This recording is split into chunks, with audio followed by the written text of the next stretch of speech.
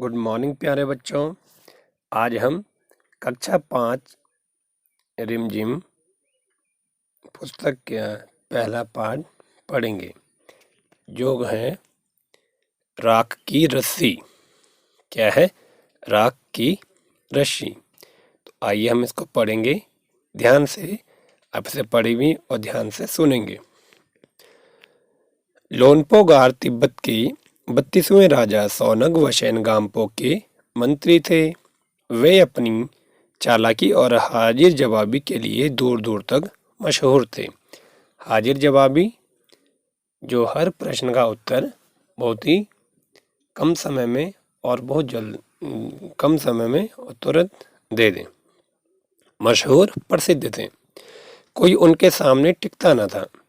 चैन से जिंदगी चल रही थी, मगर जब से उनका बेटा बड़ा हुआ था, उनके लिए चिंता का विषय बना हुआ था। कारण यह था कि वह बहुत भोला था। होशियारी उसे छूकर भी नहीं गई थी। लोनपोगार ने सोचा, मेरा बेटा बहुत सीधा साधा है, मेरे बाद इसका काम कैसे चलेगा। अब लोनपोगार वैसे तो खुश थे, पर जैसे ही बेटा बड़ा हुआ, वह कैसे था? भोला था, सीधा था। तो उन्हें दुख होता था कि मेरी मृत्यु के बाद इसका काम कैसे चलेगा। लोग तो इसको बेवकूफ़ बनाएंगे और लोग इसके भोलेपन का गलत फायदा उठाएंगे। एक दिन लोनपोगार ने अपने बेटे को 100 भेड़ें देते हुए कहा, तुम इन्हें लेकर शहर जाओ, मगर इन्हें मारना या बेचना नहीं। इन्हें वापस लाना 100 जौ के बोरों के साथ। 100 भेड़ लेके जाओ और इन्हें मारना या बेचना नहीं है। और इन्हें वहां से जब वापस आओगे तो 100 बोरी जौ, जो होता है ना गेहूं, वैसे एक जौ भी क्या है? अनाज है, वो लेकर आना है, वरना मैं तुम्हें घर में नहीं घुसने दूंगा। इसके बाद उन्होंने बेटे को शहर की तरफ रवाना भेज दिया। लोनपोगार का बेटा शहर पहुंच गया, मगर इतने बोरे जौ खरीदने के लिए उसके पास रुपए ही कहाँ थे। वह इस समस्या पर सोचने विचारने के लिए सड़क के किनारे बैठ गया, मगर कोई हल उसकी समझ में नहीं आ रहा था। वह बहुत दुखी था। तभी एक लड़की उसके सामने आ खड़ी हुई। क्या बात है, तुम इतने दुखी क्यों हो? लोनपोगार के बेटे ने अपना हाल कह सुनाया।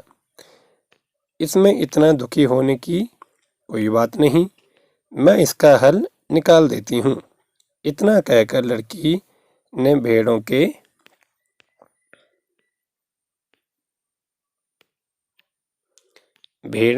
दिख रही है। इतना सुनकर लड़की ने क्या किया? भेड़ों के बाल उतारे। भेड़ पे बाल होता नहीं, भेड़ देखिए आपने भेड़, तो उसके बाल उतार दिए, उन्हें बाजार में बेच दिया। जो रुपए मिले उनसे जौ के 100 बोरे खरीद कर उसे घर वापस भेज दिया।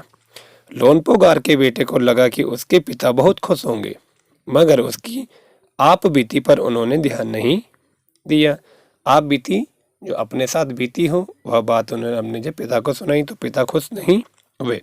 वे उठकर कमरे से बाहर चले गए। दूसरे दिन उन्होंने अपने बेटे को बुलाकर कहा, पिछली बार भेड़ों के बाल उतार कर बेचना मुझे जरा भी पसंद नहीं आया। अब तुम दोबारा उन्हीं भेड़ों को लेकर जाओ, उनके साथ 100 जौ के 100 बोरे लेकर ही लौटना। बोला फिर आप जाओ और वो जो आपने तरीका अपनाया था बाल उतार कर, अब मुझे वो पसंद नहीं आया। आप दोबारा जाओ और दोबारा जब लेकर आओगे तो क्या, भेड़ भी 100 होनी चाहिए और जौ की बोरी भी 100 होनी चाहिए। एक बार फिर निराश लोनपोगार का बेटा शहर में उसी जगह जा बैठा। न जाने क्यों उसे यकीन था कि वह लड़की उसकी मदद के लिए जरूर आएगी, और हुआ भी ऐसा ही। वह लड़की आई, उससे उसने अपनी मुश्किल कह सुनाई। अब तो बिना जौ के 100 बोरों के मेरे पिता मुझे घर में नहीं घुसने देंगे। अब लोन पुकार के बेटे ने लड़के से कहा, बोला अब तो इस बार का जौ नहीं ले गया तो मेरे पिता मुझे सच में नहीं घुसने देंगे। लड़की सोचकर बोली, एक तरीका है, एक तरीका है। उसने भेड़ों के सींग काट लिए। भेड़ों के सींग होते हैं ना, आप देखते हो घरों में लोगों ने लगाए होते हैं और कई चीज़ों में उनका प्रयोग किया जाता है। इन्हें बेचकर जो रुपए मिले उनसे 100 बोरे जौ खरीदे। लोनपोगार के बेटे को सौंप कर लड़की ने उसे फिर घर भेज दिया। भेड़ और जौ के बोरे पिता के हवाले हवाले अर्थात पिता के पास देते हुए या हवाले करते हुए लोनपोगार का बेटा खुश था और इस बार भी खुश था। उसने विजयी भाव से सारी कहानी कह सुनाई। अब वह यहाँ विजयी भाव अर्थात वह समझ रहा था जो पिता ने उसे 100 बोरी जो लाने के लिए कहा था वह उसमें उसने जीत पा ली है, वह उसमें विजय हो गया है। सुनकर लोनपोगार बोले, उस लड़की से कहो हमें 9 हाथ लंबी राख की रस्सी बनाकर दे। अब लोनपोगार के पिता ने अब क्या किया, उन्हें अपने बेटे को कहा, जब उसने बताया कि उस लड़की ने मेरी क्या मदद की है, तो बोला अब मुझे हमें क्या चाहिए, 9 हाथ लंबी राख की रस्सी बनाकर दे। उसके बेटे ने लड़की के पास जाकर पिता का संदेश दोहरा दिया, अर्थात जैसे पिता ने कहा था वैसे ही उसने लड़के को कह सुनाया। लड़की ने एक शर्त रखी। लड़की ने क्या किया, एक शर्त रखी, मैं रस्सी तो बना दूंगी मगर तुम्हारे पिता को वह गले में पहननी होगी। लड़की बड़ी चालाक थी, चतुर थी।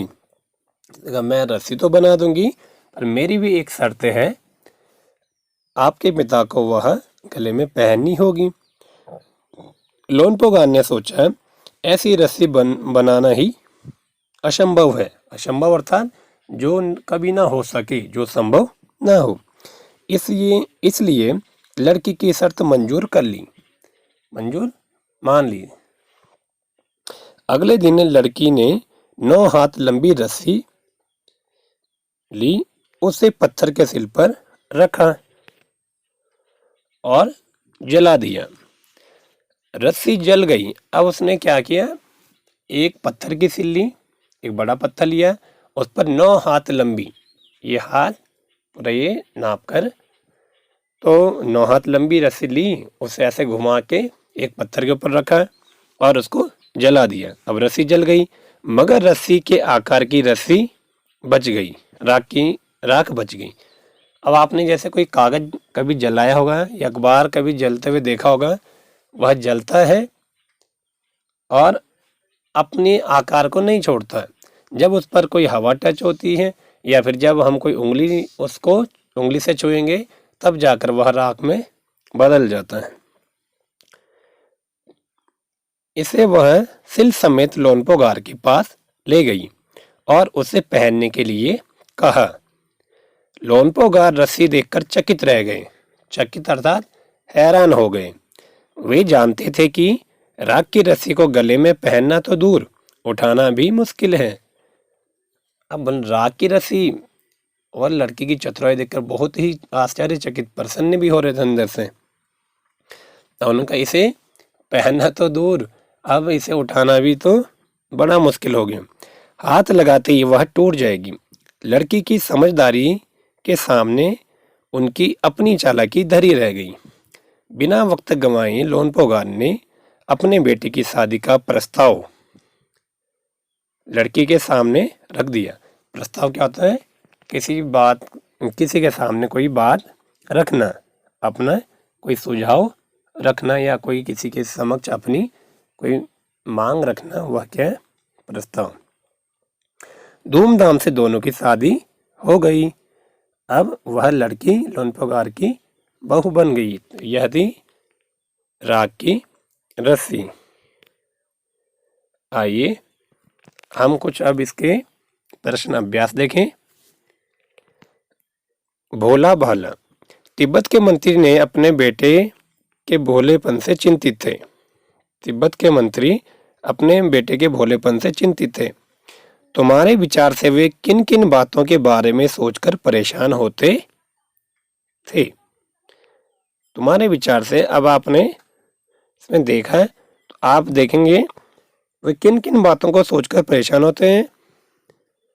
तो आप अपने मन से लिख सकते हैं, मैं आपको हल्का सा आइडिया दे देता हूँ। हमारे विचार से वे निम्नलिखित बातें सोचकर परेशान होते होंगे। अब क्या सोचते होंगे? कोई भी पिता अपने पुत्र के लिए क्या सोचेगा? यह एक समझदार हो, तो वे सोचते होंगे कि लोग इसके भोलेपन का गलत फायदा उठाएंगे, लोग इसे मूर्ख समझेंगे और भविष्य में इसकी शादी कैसे होगी और यह मेरी मृत्यु के पश्चात अपना जीवन कैसे चलाएगा आदि अन्य बातें सोचकर वह परेशान होते होंगे।